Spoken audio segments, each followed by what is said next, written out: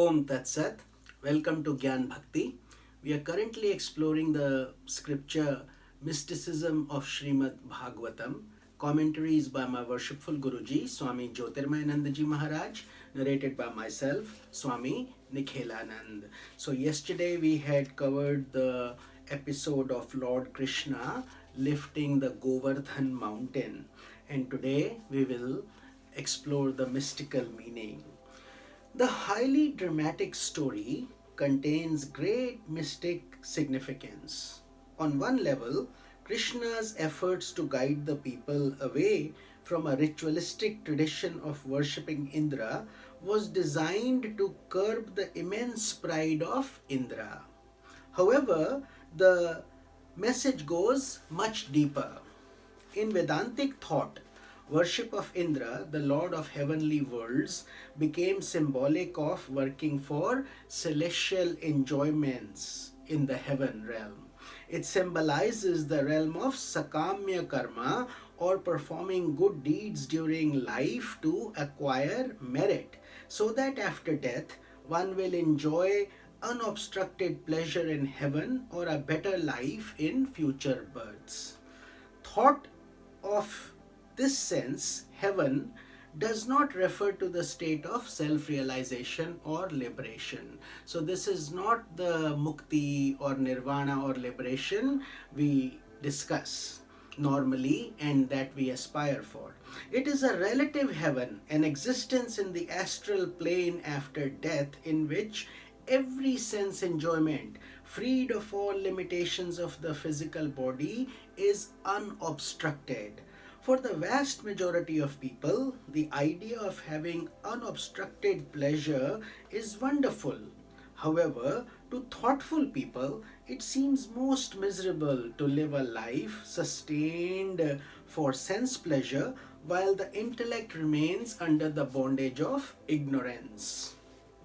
The performers of sakamya karma act with the expectation of a result, with a desire for the fruit of action.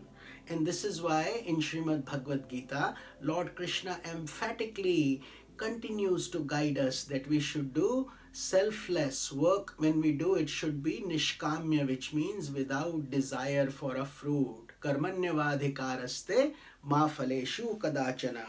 In so doing, they continue to sustain the illusion of individuality, the illusion of the ego self, if we do sakamya karma or if we expect results. They do good works, always hoping that somehow virtuous conduct will bring them a happier future. Such limited and transitory happiness is totally different from the ultimate bliss of the self, that is the birthright of every soul, and that is the journey that we are aspiring for, to unite the self with the super consciousness, God, divinity. The path of sakamya karma is referred to as the path of pravritti, or the path of return to the world process, the path that maintains karmic bondage. In treading this path, jivas, which is the individual souls, ascend to heavenly worlds led by their virtuous karmas. But when their karmas are exhausted, the souls reincarnate again. This process continues on and on as the soul rises and falls in an endless successions of birth and death.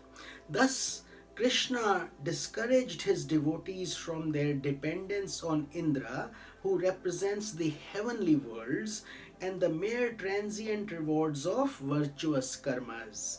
He was presenting before them the ideal of nishkamya karma yoga, the performance of actions for purification of heart that leads to self-realization. He was guiding them to tread the path of nivritti, the path that leads to renunciation of egoistic desires, dissolution of the sense of individuality, universalization of your spirit, and breaking the cycle of birth and death once and for all. So this was the deeper meaning behind getting away from Indra. There is a subtle law in this world. You cannot get anything unless you deserve it. If we want to become one with God, we cannot remain the same old ego personality. When an aspirant embarks upon the road to such transformation and begins to tread the path of nivritti, they naturally must face innumerable obstacles and challenges. So, this is a more difficult path, but a much more blissful path and a more virtuous path that takes us to liberation. When we turn our steps towards liberation, the world of desire as if tries to revenge upon us in all directions and to test us with great intensity. That is why many spiritual people have to go through so many tests in their life. These challenges are symbolized by the torrential rains and storms brought down upon the people of Vrindavan by the indignant Indra. So, the heavenly gods are threatened because you are going to excel them with your resolve. So they want to put as many obstacles. The weak minded will change their mind and go back, but the strong minded, the super willed people, people who believe in divinity, God, Krishna, and are firm and have firm faith will continue to march on and emerge victorious. So it all depends upon our own makeup of our personality and our self effort. These storms brought about great fear and despair in the minds of the gopis and gopas, because they were worried about their houses, their cows, and the shelter they were under, if Krishna would continue to protect them, and so on. However, just as they turned wholeheartedly to Krishna for help, all that an aspirant must do is surrender himself with complete devotion to the divine self. This is called Sharanagati, which means we give our body, our mind, our thoughts, our heart, everything to God with unconditional surrender, no conditions. Such total surrender brings an immediate response and puts an end to all fear and uncertainty.